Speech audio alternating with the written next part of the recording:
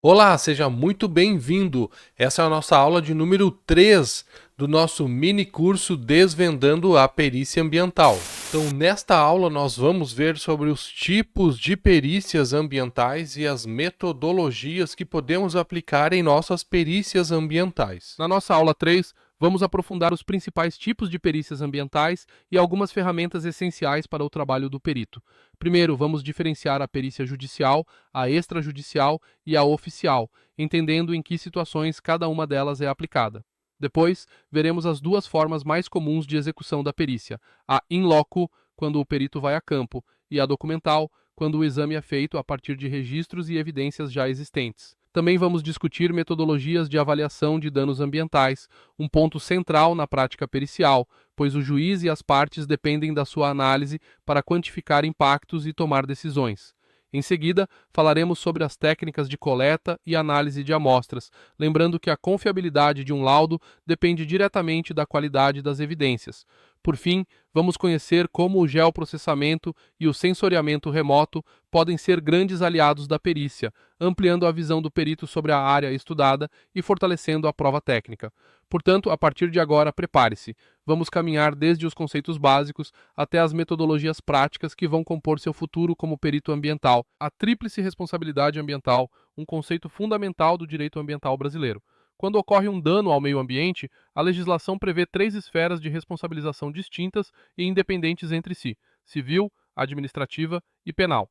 Responsabilidade civil tem como objetivo reparar o dano ambiental, ou seja, quem causou o impacto deve recuperar a área degradada, ou, quando isso não for possível, indenizar a sociedade pelos prejuízos causados.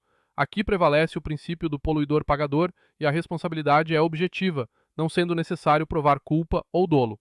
Responsabilidade administrativa relaciona-se às sanções aplicadas pelos órgãos ambientais. Elas podem incluir multas, embargos de obras, suspensão de atividades e até a perda de licenças. Essa esfera busca prevenir novas infrações e garantir o cumprimento da legislação ambiental. Responsabilidade penal, prevista na Lei de Crimes Ambientais, Lei nº 9.605 de 1998, trata da punição de pessoas físicas ou jurídicas que cometerem crimes contra o meio ambiente. As penalidades podem variar de multas e restrições de direitos até a prisão, além da responsabilização criminal da própria empresa. Portanto, quando ocorre uma infração ambiental, o responsável pode ser punido simultaneamente nas três esferas: civil, administrativa e penal. É o que chamamos de tríplice responsabilidade ambiental, um instrumento essencial para proteger o meio ambiente e garantir que atividades econômicas sejam desenvolvidas com responsabilidade. Quando falamos em perícia judicial, estamos nos referindo a um trabalho técnico solicitado pelo juiz dentro de um processo. Essa perícia pode ocorrer em diferentes áreas, mas, no caso da perícia ambiental, o espaço de maior atuação do profissional é a esfera civil. É nessa esfera que se discutem questões como danos ambientais, responsabilidade civil, indenizações, licenciamento e recuperação de áreas degradadas. O perito é nomeado diretamente pelo juiz, devendo estar cadastrado no tribunal e possuir a devida habilitação profissional. A base legal que sustenta esse trabalho, e que nós já vimos aqui no curso, é o Código de Processo Civil, a Lei Federal 13.105 de 2015, que estabelece como deve ser conduzida a prova pericial. Uma característica fundamental da perícia judicial é o seu caráter imparcial. O perito não defende nenhuma das partes, ele atua como um auxiliar da justiça. Em outras palavras, o perito ambiental será os olhos técnicos do juiz em casos que envolvem o meio ambiente. Na prática, isso significa que a sua atuação estará diretamente ligada à produção de provas que auxiliarão a justiça na tomada de decisões. É na esfera civil que você, como futuro perito ambiental, encontrará a maior parte das oportunidades de trabalho. Isso ocorre porque os casos estão distribuídos pelas varas judiciais dos tribunais estaduais e também pelos tribunais regionais federais. Dessa forma, em inúmeras cidades, existem fóruns e juízes que dependem do trabalho de peritos ambientais. E mesmo onde não há fórum instalado, a jurisdição costuma estar vinculada a uma cidade próxima, garantindo a presença dessa demanda em praticamente todo o território nacional. Por isso, você deve estar preparado para atender a estas demandas. Aqui entramos no campo da perícia oficial, também chamada de perícia criminal. Nesse caso, não se trata de um profissional autônomo nomeado pelo juiz, mas sim de servidores públicos concursados, que atuam dentro da estrutura da Polícia Federal ou das polícias civis estaduais. A base legal é a Lei 12.030 de 2009, que organiza a atividade pericial oficial no Brasil. Para ingressar nessa carreira, o caminho é através de concurso público, exigindo formação superior em áreas específicas. Profissionais de engenharia ambiental, biologia, geografia, gestão ambiental, agronomia, entre outros, podem se tornar peritos criminais ambientais, desde que aprovados no certame. A perícia criminal ambiental tem um papel essencial. Ela atua em casos de crimes ambientais, como desmatamento ilegal, pesca predatória, poluição de rios, contaminação do solo, tráfico de animais silvestres e muitos outros. O perito criminal coleta evidências, realiza análises laboratoriais, produz laudos técnicos e auxilia a investigação policial, servindo como um elo entre a ciência e a aplicação da lei penal. É importante lembrar que o perito criminal trabalha de forma vinculada a institutos de criminalística e a órgãos de polícia científica, e suas conclusões podem ser decisivas para responsabilizar ou absolver suspeitos em processos criminais. Portanto, se você pretende seguir esse caminho, saiba que é uma carreira estável, de grande responsabilidade e que coloca o profissional no centro da defesa do meio ambiente e da sociedade. Na prática pericial, podemos utilizar diferentes metodologias de execução, que variam conforme o objeto de estudo e a necessidade do processo. É importante ressaltar que na perícia ambiental, muitas vezes essas metodologias se complementam, ou seja, numa mesma perícia podemos ter uma parte em campo, uma parte documental e até análises laboratoriais. A primeira é a perícia in loco, que talvez seja a mais comum no dia a dia do perito ambiental. Nela, o profissional vai até o local para realizar a inspeção direta, coletar evidências físicas, registrar imagens, fazer medições e, quando necessário, realizar amostragens in situ. Esse contato direto com a área impactada é fundamental, porque permite que o perito perceba detalhes que dificilmente seriam captados apenas em documentos. Já a perícia documental ocorre quando o perito analisa exclusivamente relatórios, licenças, projetos, laudos anteriores ou estudos ambientais sem precisar ir a campo. Esse tipo de perícia, também chamada de perícia indireta, é menos comum na área ambiental, mas pode acontecer em casos em que já existe um histórico robusto de informações ou quando o acesso ao local não é viável. O risco aqui é que a ausência da inspeção presencial pode limitar a visão do perito. Temos também a perícia laboratorial, que entra em cena quando há necessidade de análises químicas, físicas ou biológicas mais detalhadas. É o caso, por exemplo, de testes de toxicidade em água, análises de solo contaminado ou exames laboratoriais para comprovar a presença de poluentes específicos. Esse tipo de perícia exige equipamentos especializados e, muitas vezes, o trabalho conjunto de uma equipe multidisciplinar. Por fim, existe a perícia mista, que é justamente a combinação das metodologias anteriores. Ela é muito comum no campo ambiental, porque envolve tanto a inspeção in loco quanto a análise documental e, se necessário, exames laboratoriais. A vantagem é a maior robustez técnica, pois permite a validação cruzada das informações e garante que o laudo final seja mais sólido e fundamentado. Em resumo, no campo ambiental, a perícia quase sempre envolve uma abordagem mista. Casos puramente documentais são raros e, sempre que possível, o perito deve buscar evidências em campo para reforçar a credibilidade do seu trabalho técnico. Então, como a gente viu, várias metodologias podem ser utilizadas para a realização de uma perícia ambiental. Aqui está um exemplo onde a gente pode combinar questões de ordem técnica com documental.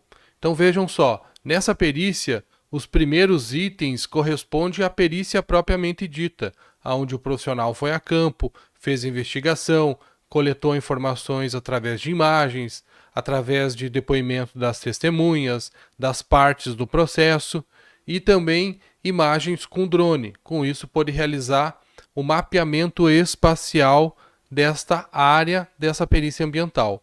E também a realização de análises químicas do efluente. Tudo relacionado à parte técnica e que necessita de trabalho de campo, de atividades técnicas realizadas a campo.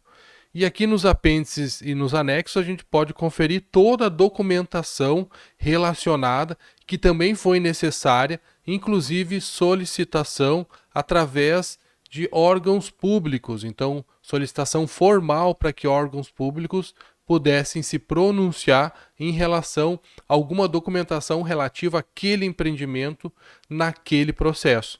Então vejam, além das questões técnicas, os materiais, os métodos utilizados, as análises espaciais, a caracterização do problema, a resposta aos questionamentos, a perícia propriamente dita, toda a análise que foi feita em questão de análises químicas, também temos a resposta a ofícios que foram feitos, por exemplo, a companhia de saneamento que cuida daquele local, né, que abastece de água e de esgoto sanitário aquele local.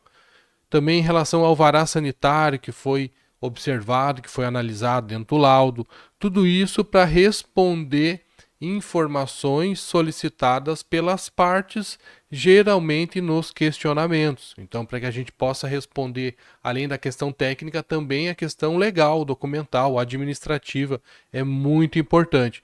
Então, o ofício dos peritos à Secretaria Municipal de Infraestrutura, necessária para analisar a viabilidade técnica de algumas redes de infraestrutura do local, enfim, alvará de licença, ofício em relação à questão ambiental, ou seja, tudo aquilo relativo e que é necessário através dos questionamentos e da própria diligência que a gente precisa fazer em relação à análise que o perito, a perita vai fazer em relação ao caso, né? Nós temos liberdade, então, para formar a nossa metodologia, além do que nos é questionado também para poder explicar e trazer o máximo de informações técnicas e documentais para o processo.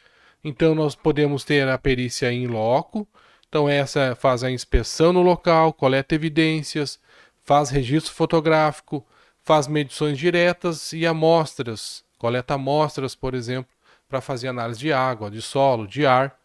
A documental, que é o como a gente estava comentando, e a laboratorial. Então, nesse caso, a gente tem uma perícia mista, né, com todas as etapas aí de uma metodologia de execução de perícia ambiental. Então, além dessas metodologias de avaliação, nós podemos lançar mão de outros métodos para avaliar a magnitude do dano ambiental, uma vez que a gente deve avaliar tanto a magnitude quanto a extensão do dano. A extensão do dano é relativamente simples a gente analisar em relação às ferramentas que a gente dispõe hoje, principalmente imagens de satélite, topografia e utilização de drones através de técnicas de aerofotogrametria. Então, com esses resultados, a gente consegue facilmente estimar a extensão do dano ambiental, ou seja, a área que ele atingiu. Podemos inclusive tirar uma ortofoto, né, uma imagem georreferenciada de alta resolução, e isso apresentar no laudo fica muito bom, fica muito claro, né, para apresentar todas as informações. Mas nós também precisamos avaliar a magnitude do dano ambiental. Então, além das amostras que a gente pode solicitar, amostras de padrões químicos, físicos, microbiológicos, e podemos comparar esses padrões com a legislação para inferir sobre uma possível poluição ambiental, nós também podemos utilizar outras ferramentas que visam fazer análise da magnitude do dano ambiental, como, por exemplo, lista de verificação e checklists. Nós vamos ver na sequência alguns exemplos de checklists que podem ser utilizados para avaliar e tentar dar uma magnitude ao dano ambiental. Como uma matriz de Leopold, por exemplo, que analisa os fatores ambientais através de possíveis impactos ou danos ambientais para o nosso caso e as atividades relacionadas a algum projeto ou a alguma atividade que já tenha ocorrido em relação a algum dano ambiental aqui para o nosso caso. Depois temos modelos de simulação matemática ou modelagem ambiental, onde a gente pode utilizar modelos ou soluções numéricas para que a gente possa fazer a previsão do comportamento de poluentes, contaminantes em algum compartimento ambiental. Então, uma ferramenta muito interessante para a gente poder responder vários questionamentos que possam surgir dentro de um processo judicial, como, por exemplo, em quanto tempo uma possível contaminação pode atingir um lençol freático e em quanto tempo essa contaminação pode ser nociva à saúde humana. Então, são respostas que a gente só vai conseguir responder através de métodos diretos de análise ou então com questões relacionadas à modelagem matemática. Então, muito importante na perícia ambiental. Claro que nem todas as perícias nós vamos precisar de métodos tão avançados, mas podemos ter esse tipo de ferramenta para utilizar também nas nossas perícias. A valoração econômica ambiental, então, em muitos casos, além da reparação do dano ambiental, também é necessário uma reparação econômica dos prejuízos, e isso só pode ser feito através de uma valoração ambiental. Então, essa valoração é que vai trazer um valor de indenização através de um cálculo de uma multa para o infrator poder reparar aqueles danos que são irreversíveis. Então, para que essa reparação possa ser justa, é preciso ser feita a valoração econômica ambiental dos prejuízos a partir de um dano ambiental. Isso é feito também em uma perícia ambiental. Novamente, nem todas as perícias ambientais vão ter a valoração econômica, e isso vai ser expressamente solicitado para o perito para que ele resolva também essa questão. Então, digamos, vai ser dentro do laudo do perito um capítulo a mais relacionado a toda a metodologia e cálculo da valoração ambiental. E o que é muito utilizado em função da precisão e da qualidade dos resultados hoje em dia é a topografia, o geoprocessamento, a aerofotogrametria. São resultados fundamentais para praticamente qualquer perícia ambiental. Então a gente falou em alguma área, em algum local, alguma edificação, falou em meio ambiente, então a gente sempre vai ter algum recurso natural, isso relacionado a alguma área, algum local, alguma delimitação física que a gente faça no terreno para poder analisar e estudar. Então, nada melhor do que a topografia, o geoprocessamento, a aerofotogrametria, a utilização de drones para poder representar espacialmente e poder apresentar para quem for leigo e para todos aqueles que vão aproveitar o nosso laudo de forma mais clara. E o método mais convencional, a avaliação direta de campo, onde medições, fotos, coletas, entrevistas, uso de geotecnologias são utilizadas para que a gente possa levantar evidências para a redação do laudo pericial. Então aqui alguns exemplos de uma lista de verificação, um checklist que a gente pode estar utilizando para caracterizar o dano ambiental. Então ele vai auxiliar a identificar qual foi o prejuízo ambiental em relação àquele dano ambiental. Então a gente pode caracterizar tanto o meio físico, o meio biótico, através da flora e da fauna. Então aqui a gente tem, por exemplo, o grupo no qual a gente está analisando, o subgrupo dentro do grupo e o impacto relacionado. Então, por exemplo, o grupo meio biológico ou biótico, subgrupo fauna ou flora e o impacto, por exemplo, na fauna, o atropelamento de animais, o aumento da caça, ou a flora, por exemplo, efeito de borda, diminuição da ocorrência de espécies nativas, diminuição da abundância de espécies. Então isso nos dá, digamos, uma causa e um efeito relacionado a algum dano ambiental. É uma forma mais fácil de a gente identificar os possíveis danos ambientais. Temos também do meio socioeconômico, então podemos avaliar tanto do meio físico, biótico ou socioeconômico. As matrizes e diagramas, então, trazem, além da interação entre os fatores, no caso, o prejuízo ambiental e as ações executadas ou previstas, no caso de um estudo de impacto ambiental, por exemplo, aqui no caso a gente também insere valores, e esses valores podem dar, então, uma expressão da magnitude do dano ou do impacto ambiental. Então, a matriz de Leopold é a mais conhecida, ela data de 1971, feita por um engenheiro do Serviço Geológico Americano e utilizada então para análises de impactos ambientais. A gente pode adaptar e utilizar também na análise para danos ambientais, selecionando através da lista quais são os principais impactos e adicionando esses impactos, ou no caso para nós aqui na perícia, os danos ambientais, às ações que foram executadas e que levaram àquele dano ambiental. E aí atribuir um valor de magnitude que varia de menos 10 a mais 10 e o valor de importância que varia de 1 até 10. Então o resultado da matriz vai ser a magnitude vezes a importância. Então a magnitude ela vai estar variando entre menos 10 e mais 10 e a importância vai estar variando entre 1 a 10. Então, o resultado ele vai estar compreendido entre menos 100 e mais 100. Né? Então, se for menos, impactos predominantemente negativos. Se for positivo, impactos predominantemente positivos. A gente espera que o dano ambiental sempre dê impactos geralmente relacionados a prejuízo ambiental, uma vez que toda intervenção também é feita sem o devido processo legal ou sem a autorização correspondente para a realização de uma obra, de uma intervenção no meio.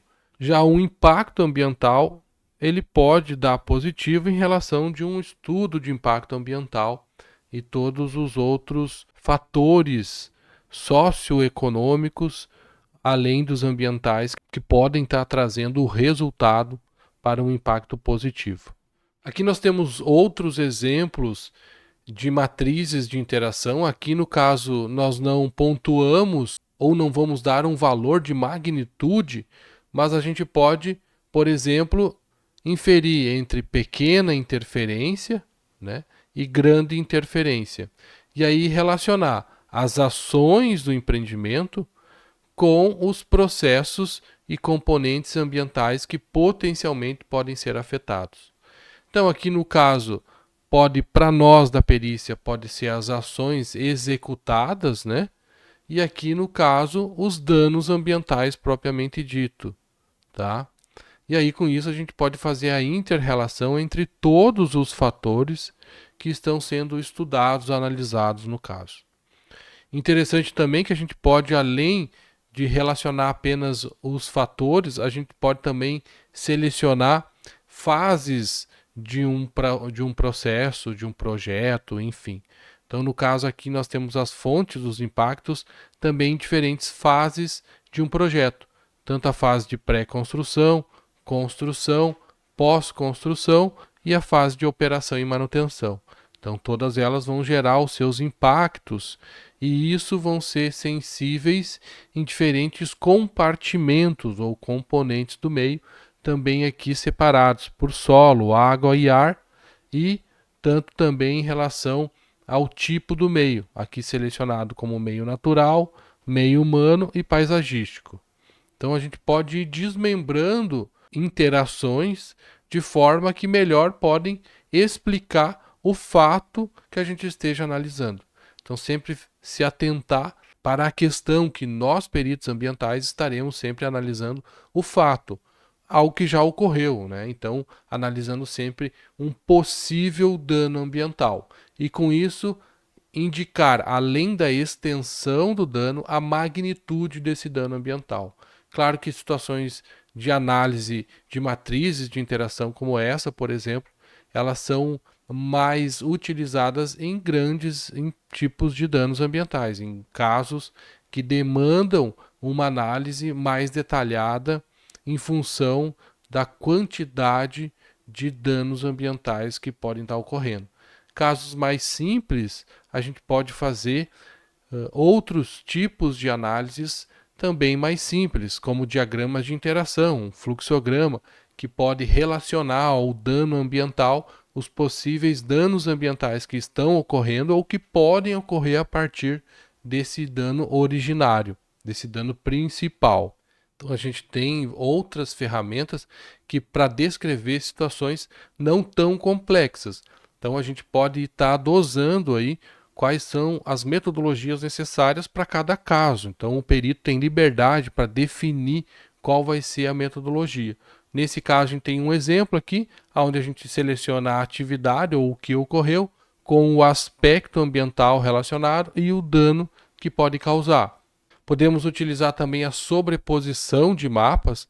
Aqui está representado pelo zoneamento ambiental, mas pode ser um mapa de restrição ou um mapa de risco relacionado a alguma área de risco de ocupação irregular, por exemplo, que pode reforçar o caráter de risco daquela área, para reforçar a não ocupação daquela área. Então, além de demonstrar com questões de ordem técnica, como curvas de nível, gráficos ou mapas de declividades da área, você pode também fazer uma sobreposição de mapas e chegar numa classificação de risco para mostrar a significância ou importância do risco daquele local, por exemplo. E a modelagem matemática, que é uma ferramenta muito interessante para ser utilizada em qualquer perícia ambiental que dependa de dados e informações através do tempo e espaço. Então aqui a gente tem um exemplo de um posto de combustível, né, que ele pode ter o seu tanque de abastecimento enterrado,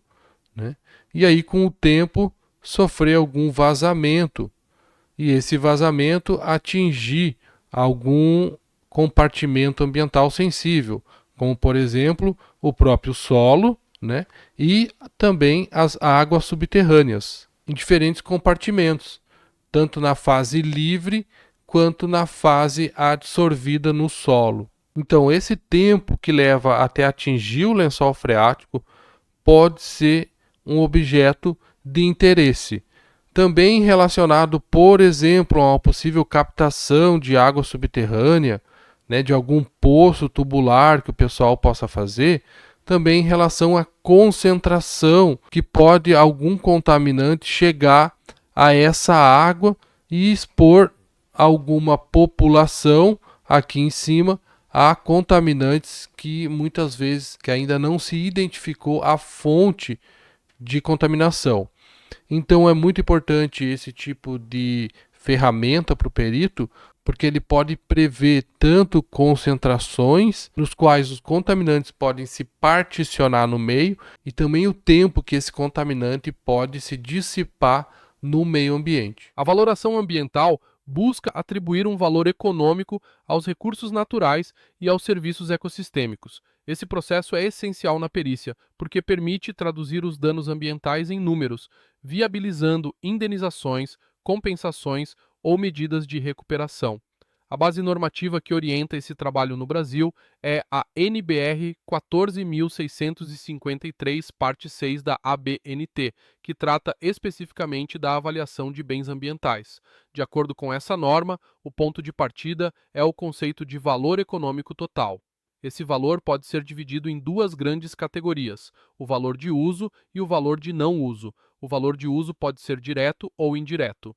O valor de uso direto se refere ao aproveitamento imediato dos recursos naturais, como água para consumo, madeira, pesca ou recreação em áreas naturais.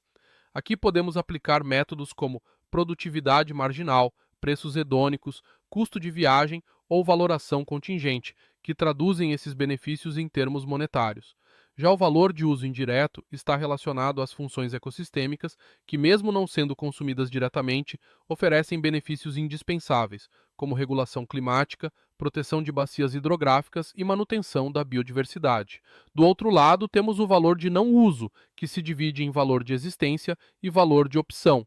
O valor de existência reflete a importância cultural, ética, moral ou até altruística atribuída a um recurso natural. É o caso, por exemplo, de uma espécie ameaçada de extinção que a sociedade deseja preservar, mesmo sem uso direto. Já o valor de opção representa o potencial de uso futuro de um recurso ainda não explorado ou pouco conhecido, como plantas que podem ter uso medicinal descoberto futuramente. Além disso, a NBR também orienta sobre a utilização de métodos baseados em custos de reposição, custos de realocação, custos defensivos e custos de controle evitados, todos voltados a quantificar o quanto seria necessário gastar para substituir ou mitigar o serviço ambiental perdido. Portanto, ao aplicar a valoração ambiental, o perito transforma o impacto ecológico em números claros e defensáveis, dando ao juiz elementos objetivos para calcular indenizações e definir responsabilidades. Essa é uma das tarefas mais complexas e, ao mesmo tempo, mais valorizadas dentro da perícia ambiental. E as técnicas de coleta e análises de amostras que são necessárias para a perícia ambiental. Então a gente tem, uma das principais é a coleta de água e efluentes. Então a gente pode fazer tanto a coleta superficial de corpos hídricos superficiais, ou então de efluentes industriais, efluentes de mineração, efluentes provenientes de esgoto sanitário, ou coleta de águas subterrâneas. Então, tanto a coleta quanto preservação dessas amostras, é importante a gente seguir as normas técnicas relacionadas. Então, a NBR 9898 trata da preservação e das técnicas de amostragem de efluentes líquidos e corpos receptores. Então, essa é uma importante norma que a gente deve seguir quando a gente for coletar alguma amostra, seja superficial, de efluentes ou subterrânea. E também como preservar essa amostra, isso é muito importante. E o planejamento dessa amostragem também deve seguir uma normativa para que todos os materiais, toda a rotina e todo o registro realizado durante a coleta da amostra possa ser feita em acordo com a normativa. Depois da amostragem, nós vamos ter então um método de análise daquela amostra. Então nós temos como principal análise o método AFA, Associação Americana de Saúde Pública, e os métodos da Agência de Defesa de Proteção Ambiental Americana, a USEPA, para análise, por exemplo, de metais em solos. Nós também temos os poços de coleta de água subterrânea, que também a sua construção é normatizado e a gente precisa observar algumas regras para que o poço seja representativo, e também na amostragem das águas subterrâneas. Então aqui um exemplo da coleta de efluentes. Hoje em dia nas perícias é muito fácil a gente fazer coleta de água ou de efluentes, uma vez que a maioria dos laboratórios já auxiliam na prestação do serviço completo, tanto com a coleta e com, claro, com a análise e emissão de relatórios certificados de cada amostra que você solicitar. Então facilita muito o trabalho, porque toda essa questão da cadeia de custódia relacionada à amostra, a garantia da qualidade da amostra em relação ao acondicionamento, preservação e tempo desde a coleta até a análise, ela é feita de forma exclusiva da empresa contratada, procedimentos que garantem então a representatividade desta amostra. Aqui a gente tem um exemplo. Então aqui está o poço de coleta do efluente bruto dessa perícia. Então a pessoa que está fazendo a coleta solicita uma amostra desse efluente bruto com um jarro de aço inoxidável devidamente higienizado com ácido clorídrico e depois lavado com água deionizada, e aí despeja, né, nos frascos conforme a quantidade necessária em relação aos parâmetros que foram previstos para aquele ponto de amostragem. Então aqui a gente vai ter um ponto no efluente tratado e aqui no efluente bruto.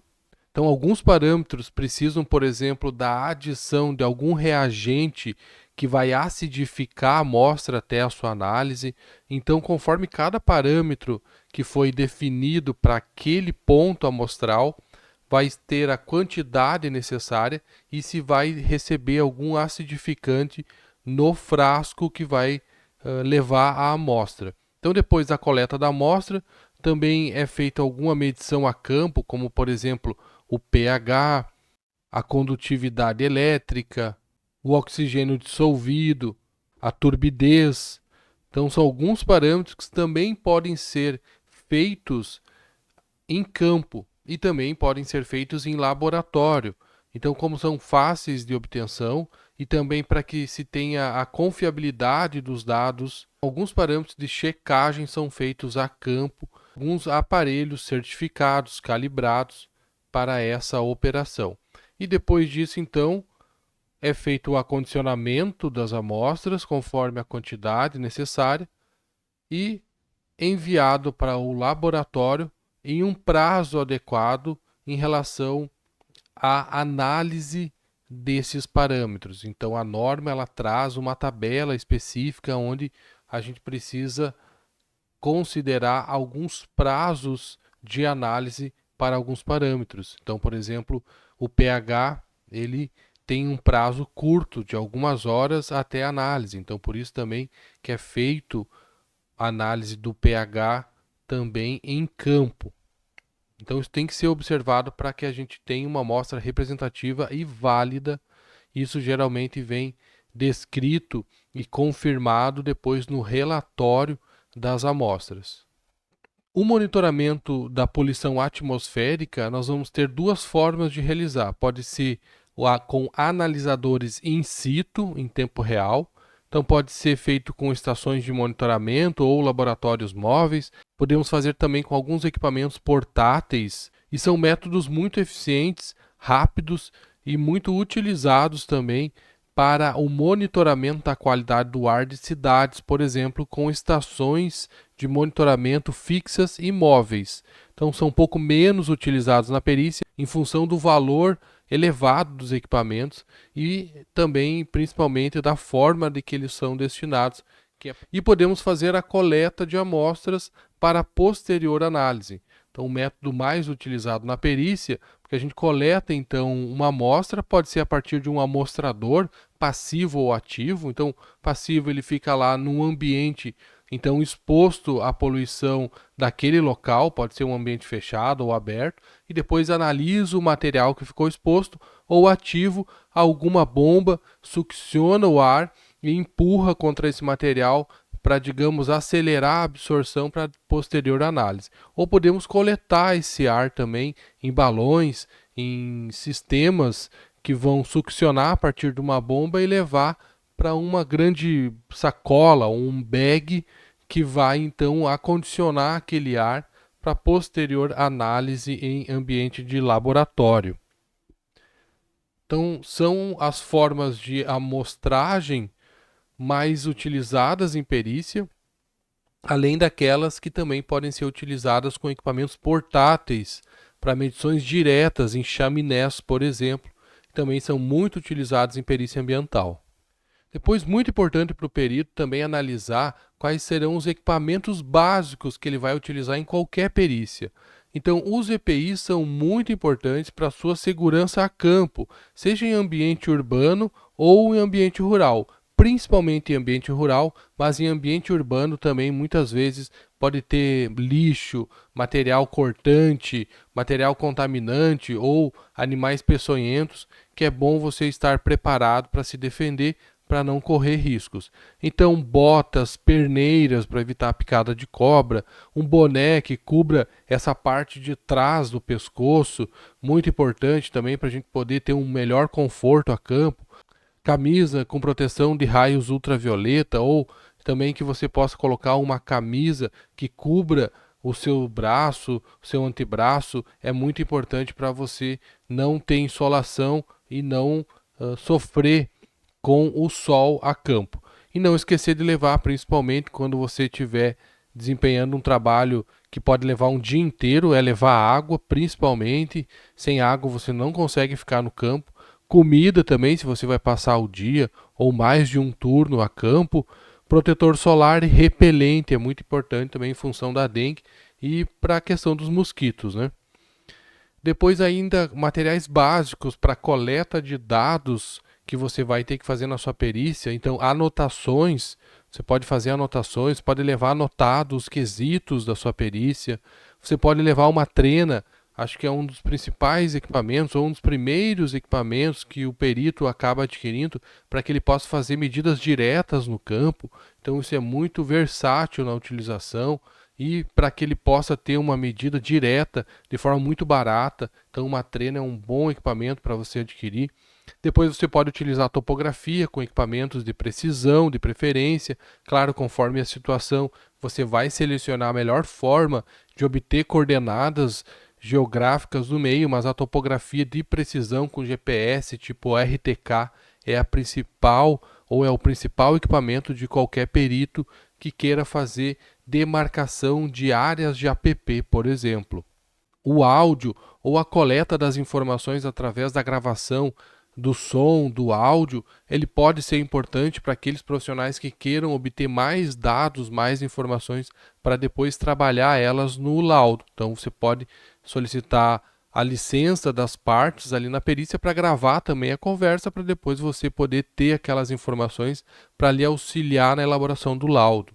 O geoprocessamento, eu diria que também é uma das principais ferramentas que o perito pode dispor, porque a partir do geoprocessamento ele vai conseguir identificar e analisar e demonstrar para as partes, para o processo, como que é as questões da perícia espacializadas no meio ambiente. Então, quanto mais você demonstrar a partir do espaço, do local, ou mesmo através do tempo, com uma série temporal, melhor vai ser o seu laudo. Fotografia. Então, fotografia é uma das principais informações de qualquer laudo pericial. Hoje é muito fácil a gente obter informações a partir de fotografias, devido à qualidade e à versatilidade de a gente poder obter fotografias. E o drone, também a versatilidade que a gente pode obter imagens em perspectiva para fazer vistorias, ou então a ortofoto para a gente poder fazer mapeamentos e medições diárias com alta qualidade e com alta precisão a partir de um voo de drone. Ainda nas análises ambientais, nós vamos ter as coletas de solo. Então, a gente pode utilizar vários tipos de amostradores para fazer coleta de solo. Importante que o amostrador não tenha alguma reação com a amostra ou que ele possa deixar algum resíduo que possa interferir na qualidade da amostra. Então, você pode coletar o solo uma quantidade maior do que o necessário e, a partir dessa amostra maior, coletar uma alíquota dessa amostra, e essa parte, essa alíquota, é que será enviada para análise. O ideal é que você utilize sempre materiais de aço inoxidável que vão evitar, por exemplo, que contamine a amostra com ferro, que seria o caso da utilização de algum equipamento, né, com uma liga de ferro ou outra liga metálica inferior ao aço inoxidável.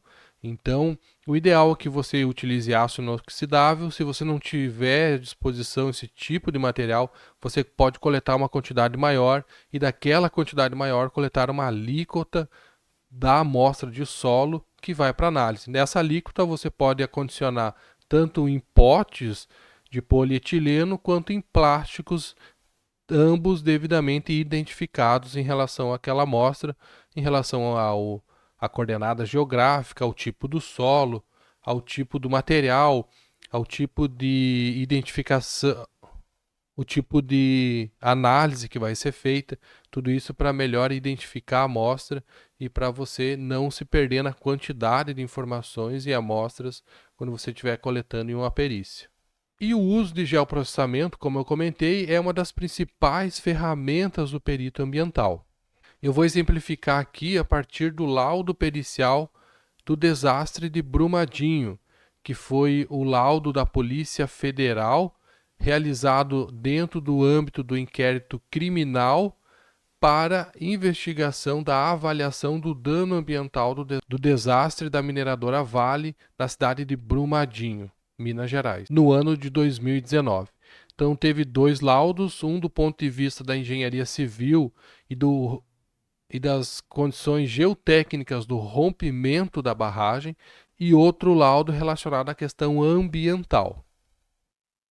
Esse laudo ambiental, então, ele teve como objetivo verificar e constatar os danos ocorridos no local do rompimento, levantar vestígios que possam relacionar a mortandade de animais com o evento, identificar vestígios de danos à flora, poluição e leitos de rios decorrentes do evento, e identificar eventos de contaminação de águas e interrupção de captação de águas e outros dados úteis ou necessários.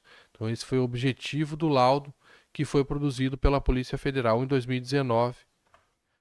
Nesse laudo a gente vai ver a importância do geoprocessamento. Então, aqui uma caracterização inicial. Então, houve o rompimento da barragem B1 e a barragem B6 ao lado foi parcialmente atingida pela onda de rejeitos. Então, toda essa onda de rejeitos, a partir desse evento, desceu o vale do rio Paraupeba, atingindo comunidades, residências, plantações, áreas de pastagem, áreas de vegetação nativa. E isso tudo foi qualificado através de geoprocessamento. No laudo foi demonstrado qual que foi o material utilizado, então ortofotos geradas com módulo LiDAR e imagens orbitais de satélite do sensor WorldView número 3, datadas de 22/7/2018. Foi utilizado também imagens de drone para poder ter uma dimensão e uma vista, né, em perspectiva também, que ajuda a entender a dimensão do fato. A área toda calculada que foi impactada pelo evento foi de 272 hectares. Então, a partir do geoprocessamento que se pôde chegar a essa estimativa. E também a partir das imagens de drone pôde-se identificar os danos à vegetação nativa, como a gente pode ver aqui no detalhe, toda a vegetação atingida que ficou exposta e a perda em relação a vários hectares de vegetação nativa em estágio de médio a avançado, regeneração, dá para a gente perceber aqui pelas imagens. Também é importante o trabalho de campo na perícia, então, além das imagens de satélite, de drone, mas também ir ao local dos fatos, evidenciar, tirar imagens, coletar amostras. Então, muito importante todo esse trabalho de campo também, para a gente poder ter certeza daquilo que a gente estiver representando nos mapas, nos cartogramas, que a gente estiver colocando no papel é realmente a realidade que a gente pôde conferir a campo. Então, coordenadas geográficas da mancha de rejeito, por exemplo, pode ser identificada a campo. Então, são várias informações que a gente pode registrar no campo e depois levar para o laudo. Aqui uma imagem em perspectiva de toda a área degradada a partir... Então, aqui uma imagem em perspectiva de toda a área degradada a partir do rompimento da barragem. Então aqui a gente tem a barragem B1, a principal que rompeu. Aqui a barragem B6, que também parcialmente foi atingida. Então a gente vê aqui o vale do rio Paraupeba, né? E aqui todas as formas de uso e ocupação do solo que foram atingidas, né? Então toda a gravidade, a magnitude e principalmente a extensão do dano ambiental. Aqui mais imagens, ó, que revelam os danos a edificações e ao recurso natural, aqui o corpo hídrico. E aqui então começa o trabalho de qualificação e a classificação das áreas que foram atingidas. Então a gente tem o status inicial ou o status antes do ocorrido, que pode ser qualificado, então foi qualificado com a vegetação antes do desastre ou as áreas, né, e de ocupação antes do desastre, como área antropizada, bosque, vegetação natural, cultura, pastagem e mata atlântica. Também foi qualificado todas as áreas de APPs que foram atingidas. Então elas foram mensuradas e dentro das áreas de APP também foram qualificadas a sua ocupação. Então, por exemplo, as áreas de APP onde pode estar ocorrendo a vegetação natural, bosque e toda a classificação anteriormente feita em toda a área atingida, ela também foi feita exclusivamente para a área de APP. Então aqui está o mapa da APP geral que foi feita de toda a área atingida. Também foi qualificado as áreas em relação ao Código Florestal, muito importante, né? Então, em relação aos trechos de rios e as suas respectivas APPs em relação às larguras dos corpos hídricos deve ser considerada. Então, toda a extensão de área que pôde ser identificada nas imagens de satélite foi delimitada, foi qualificada em relação ao uso anterior e agora a degradação, então, em relação a quais hectares de cada área foi impactado ou que sofreu dano. E aí, com isso, o resultado dessa perícia da Polícia Federal foi uma tabela com as áreas atingidas e as classes de áreas atingidas. Essas classes também foram definidas por tipo de vegetação. Essas classes também foram definidas em relação tanto à área total atingida, quanto às áreas relacionadas às APPs, desconsiderando os entornos de lagos, e as APPs considerando entornos de lagoas. Então, por exemplo, foram atingidas 73% das áreas em APPs de Mata Atlântica, ou também, se for considerando APP em torno das lagoas, foi 74% praticamente atingidos em áreas de APPs à Mata Atlântica. Então, muita APP foi atingida, né? nesse evento. Depois, se considerarmos as APPs, as áreas antropizadas, ou seja, ocupações de APPs, também foram bastante importantes, com em torno de 10% das áreas antropizadas que foram atingidas estarem dentro de APPs. Depois, áreas com culturas, em torno de 2,6%, ainda de vegetação natural classificada, então não como Mata Atlântica, mas com vegetação natural em torno de 10,5%, áreas de pastagem em APP 3,5% e de bosque 1,3%.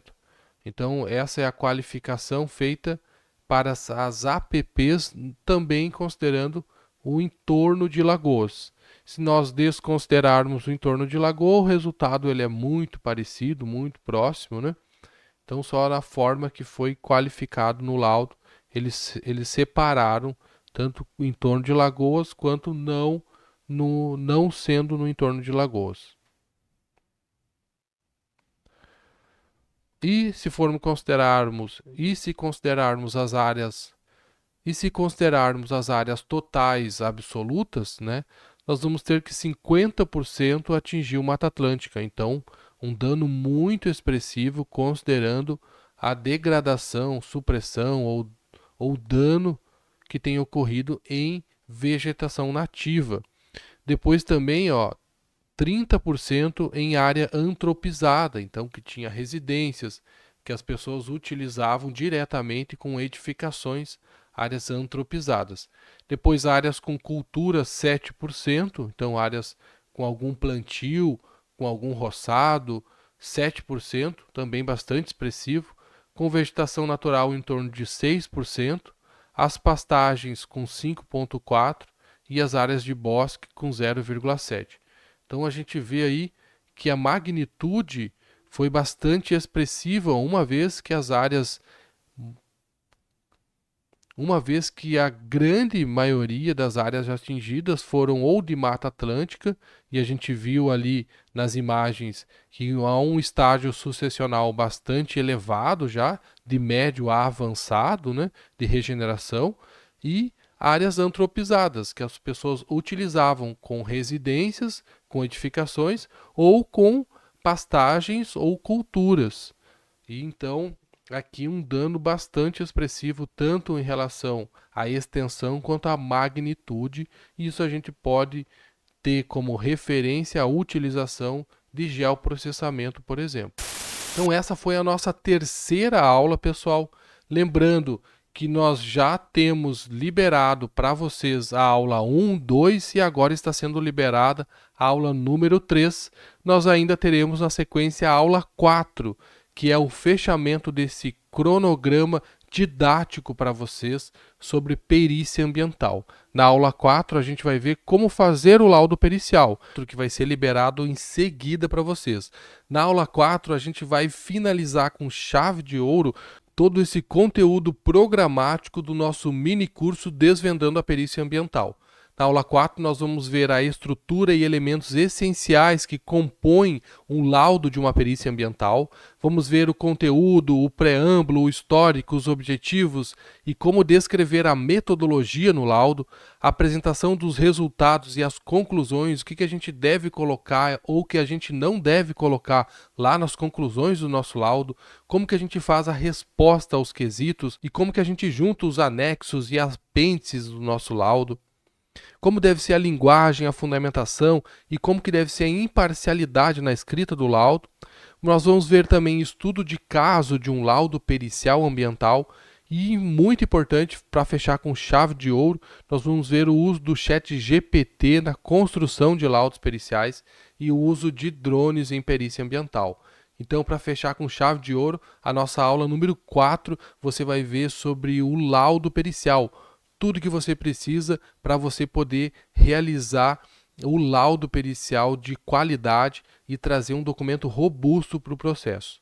Não esqueça que essa aula você ainda recebe a apostila dela, então com todas as informações teóricas para você complementar o conteúdo da nossa aula. Eu já mandei para você o e-book Guia Prático da Perícia Ambiental.